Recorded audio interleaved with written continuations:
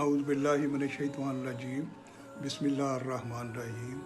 मैं सूरह बनु इसराइल का तीसरा चैप्टर पेश कर रहा हूँ, लेकिन ये चैप्टर नंबर 42 है, 42 नंबर। तो इसमें मैं जो पहले अर्ज़ किया करता हूँ कि नमाज हमारे लिए ऐसा ही ज़रूरी है जैसा कि हमारे लिए सांस लेना ज़रूरी है। तो अल्लाह ताला हमें सजदों की लज्जत से आशना करे, आमीन। तो मैंने अब आयत नंबर 24 से ये चैप्टर शुरू करूँगा। और उनके साथ यहाँ पर फिर अभी तक वालदैन के ज़िक्र आ रहा है, और उनके साथ मोहब्बत का बर्ताव करते हुए उनके सामने अपने आप को इनकसारी के साथ झुकाओ और ये दुआ करो, या रब, जिस तरह उन्होंने मेरे बचपन में मुझे पाला है, आप भी उनके साथ रहमत का मामला कीजिए।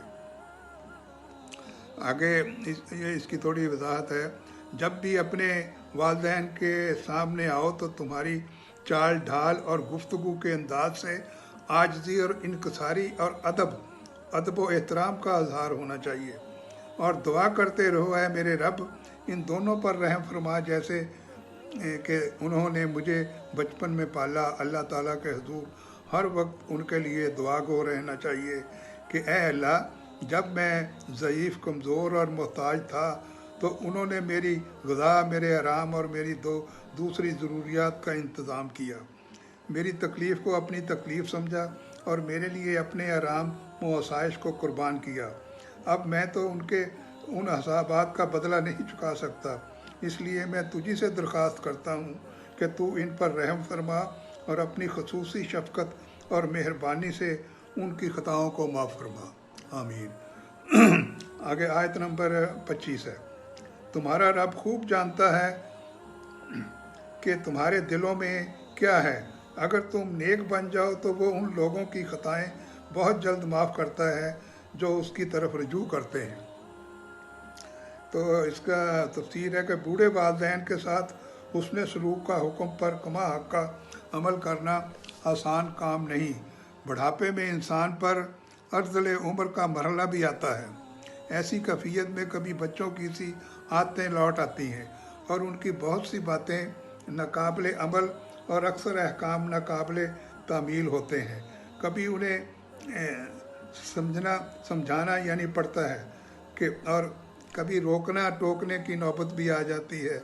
इन सब मराहल में कोशिश के बावजूद कहीं ना कहीं कोई गलती हो जाती है और कभी ना कभी कोई कोताही रह जाती है। यहाँ इस सियाक़ व सबाक़ में बताया जा रहा है कि अल्लाह ताला सिर्फ़ तुम्हारे ज़ाहरी अमल और रवैये ही को नहीं देखता, बल्कि वो तुम्हारे दिलों की नीयतों को भी जानता है। चुनांचे अगर बंदे के दिल का रुजू अल्लाह की तरफ हो और नीयत उसकी नाफरमानी की ना हो तो छोटी मोटी लग़ज़शों को वो मुआफ़ फरमाने वाला है। आगे आयत नंबर 26 है।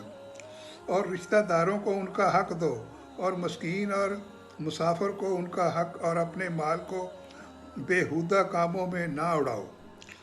तो इसकी थोड़ी तफसीर है कि बिला ज़रूरत माल उड़ाना असराफ से बड़ा जुर्म है। असराफ तो ये है कि किसी ज़रूरत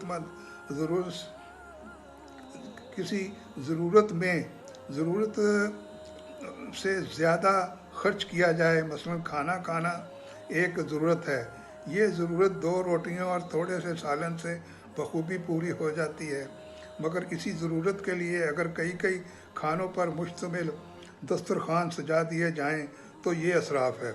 इस तरह कपड़ा इंसान की ज़रूरत है जिसके लिए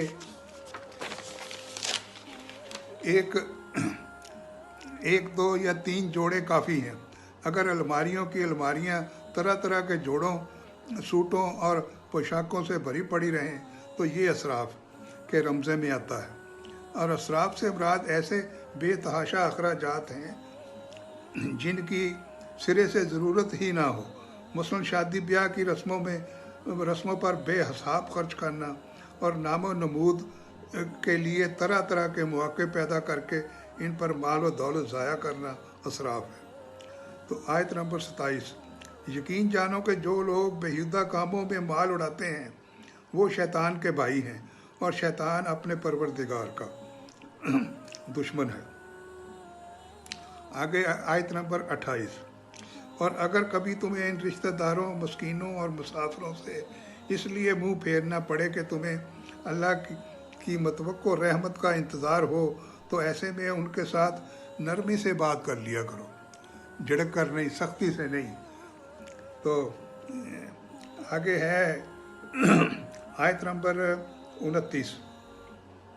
और ना तो ऐसे कंजूस बनो कि अपने हाथ को गर्दन से बांध कर रखो, और ना ऐसे फजूल के खर्च के हाथ को बिल्कुल ही खुला छोड़ दो, जिसके नतीजा में तुम्हें काबिल मलामत और कलाश होकर बैठना पड़े। तो आगे आयत नंबर 30 है। हकीकत यह है कि तुम्हारा रब जिसके लिए चाहता है रिज़्क़ में वसअत अता फरमा देता है, और जिसके लिए चाहता है तंगी पैदा कर देता है। यकीन रखो कि वो अपने बंदों के हालात से अच्छी तरह बाखबर है, उन्हें पूरी तरह देख रहा है। आयत नंबर 31 है। और अगर अपनी औलाद को मुफलसी के खौफ से कत्ल करो तो हम उन्हें भी रिज़्क़ देंगे और तुम्हें भी रिज़्क़ देंगे। यकीन जानो कि उनको कत्ल करना बड़ी भारी गलती है। आयत नंबर 32। और ज़ना के पास भी ना फटको, वो जान को अल्लाह ने हुर्मत अता की है, उसे कत्ल ना करो, इल्ला ये कि तुम्हें शरअन उसका हक पहुँचता हो। और जो शख्स मजलूमाना तौर पर कत्ल हो जाए तो हमने उसके वली को क़िसास का इख्तियार दिया है, चुनाचे इस पर लाजम है कि वो कत्ल करने में हद से तजावज़ न करे। यकीनन वो इस लायक है कि उसकी मदद की जाए।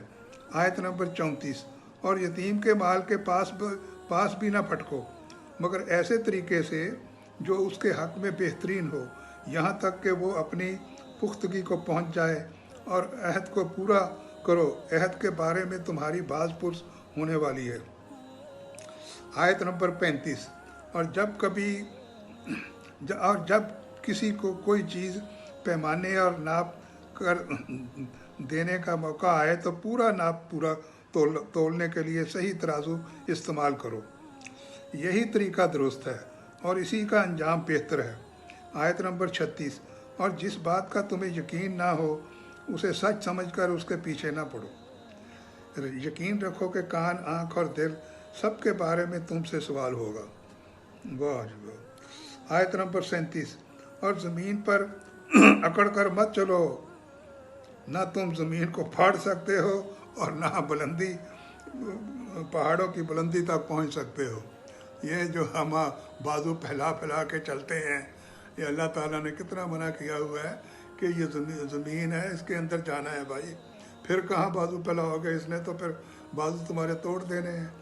तो ये देखें कितनी अच्छी बातें अल्लाह ताला बड़े आसान अल्फाज में कुरान के अंदर इंसान को, ये कुरान सारा जो है इंसान की बेहतरी के लिए है। तो जब आप अल्लाह ताला कहता है कि मुझे याद जब करना हो तो कुरान पढ़ा करो, तो मैं तुम्हारे सामने हूँगा उस वक्त। अब ये है कि ये उर्दू में पेश कर रहा हूँ, इसे सुना करो, सुनने का भी उतना ही सवाब है। तो क्योंकि अरबी ज़ुबान में ज़रा कोई ज़ेर ज़बर ऊपर नीचे हो जाती है, उसके मैंने भी बदल जाते हैं, लेकिन कोशिश करें कि अरबी में पढ़ें। तो आगे आयत नंबर 38। ये सारे बुरे काम ऐसे हैं जो तुम्हारे परवरदिगार को नापसंद है। आयत नंबर 39। ऐ पैगंबर, ये वो हिकमत की बातें हैं जो तुम्हारे परवरदिगार ने तुम पर वही के ज़रिए पहुँचाई हैं। और ऐ इंसान, अल्लाह के साथ किसी और को महबूब ना बनाओ, वरना तुझे धक्के देकर दोज़ख में फेंक दिया जाएगा। अल्लाह ताला मुशरक को बिल्कुल नहीं पसंद करता। जो उसके बराबर किसी और को खुदा माने वो तो उसकी बख्शिश ही नहीं है। बाकी सब गुनाहों की बख्शिश अल्लाह ताला कर देगा, लेकिन मुशरक की बख्शिश नहीं है। कई दफ़ा कुरान में अल्लाह ताला ने वाज़ेह तौर पे ये बता दिया है।